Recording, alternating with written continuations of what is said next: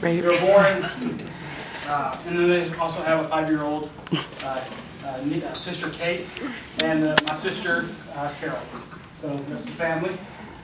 There's the picture. They were born premature. The due date was July 7th, 1997, and they were born April 18th, 1997. The birth order was Benjamin Mason and Claire, just for clarification. Who's the oldest? It's important. So, first question. Now, I actually wanted to ask this question, just to get an honest view of who Len is. My question to you guys is Uncle Len a slow and daddy ladies man? Your interactions with him, what do you see?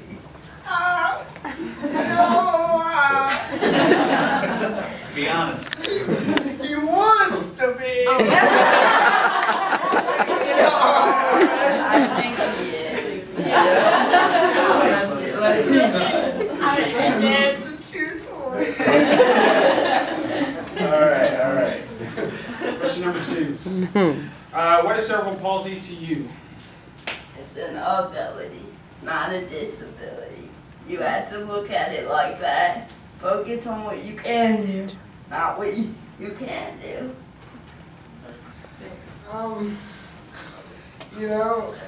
A lot will be said, but I look at it like, it may mean I walk differently than most people, or I talk a little differently, or maybe even write a little differently. But, it also means that I don't look at those things to judge myself.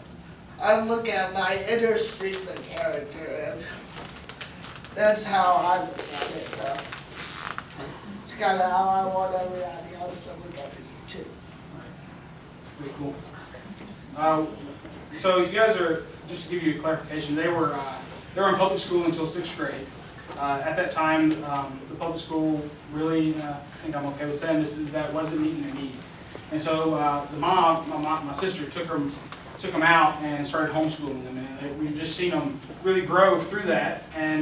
But I wanted to, since this is we're going into public education, we're going into special education, I wanted to know from them what were some pros and cons of public education that they faced, that because it was they were in public school.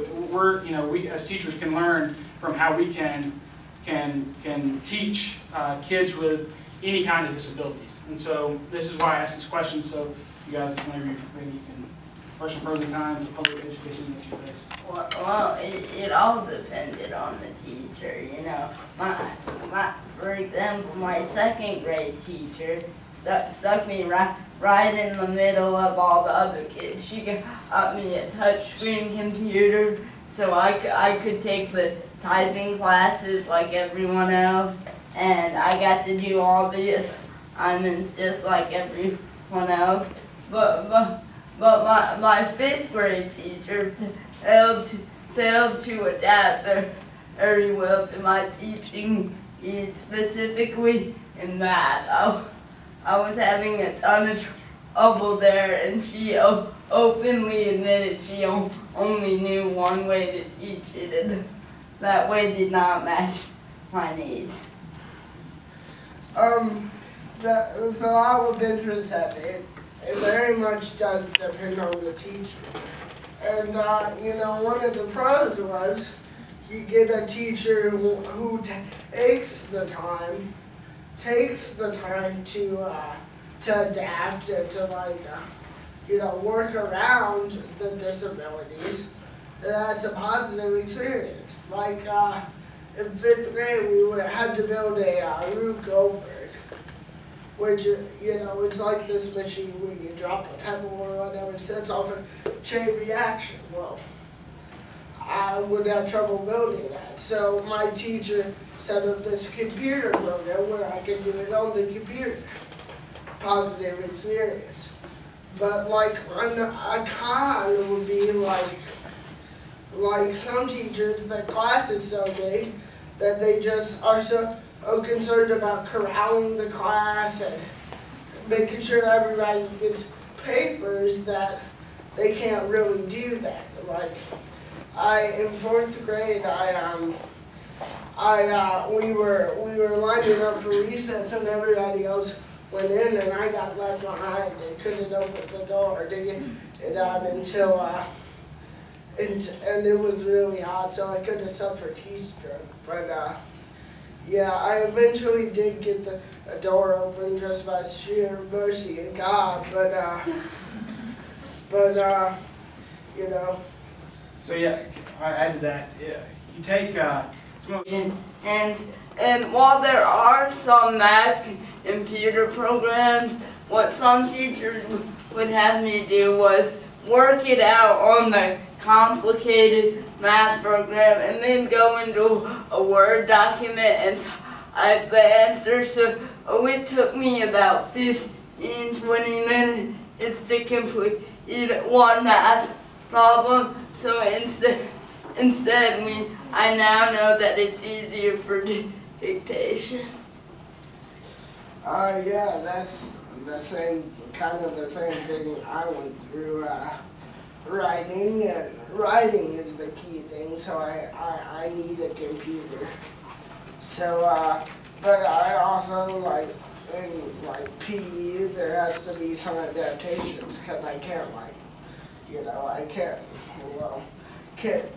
shoot a basketball as well, or jump over hurdles, or whatever they want me to do. There was always some adaptations that needed to be made, so.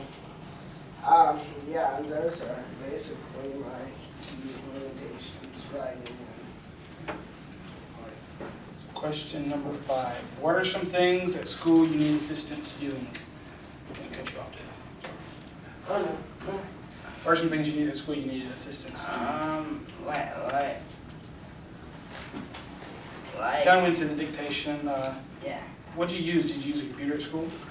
Yeah, I for a while just used a regular hookup computer, but then as I got into the older years, I started using a laptop because the teacher we had a my chair got caught on one of the computer wires and accidentally pulled it down one day, and so they thought it could have seriously injured someone. So in the long run, I got a laptop. Cool. That worked out.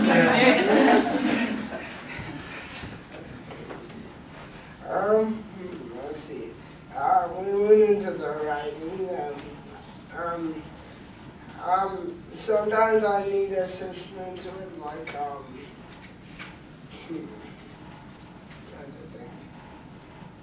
With like dictating math, for instance.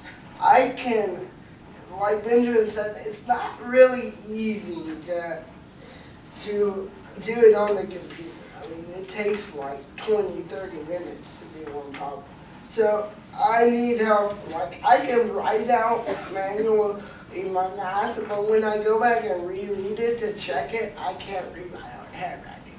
So I need dictating with that. But usually with like everything else I can do on the computer, like weight and grammar and all that. So does anybody have any more questions, just quickly, for Benjamin or Mason? Anybody have any? Do you guys like homeschool or public school better? Probably honestly homeschooling.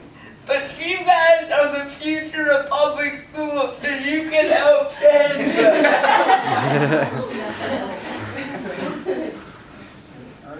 All right. Well, thank you guys for coming.